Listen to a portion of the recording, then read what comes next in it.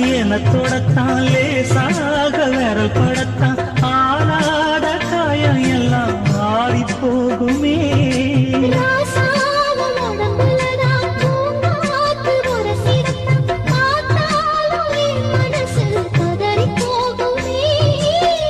சாமியுண்டு காவலுக்கு அச்சப்பட தேவையில்லை.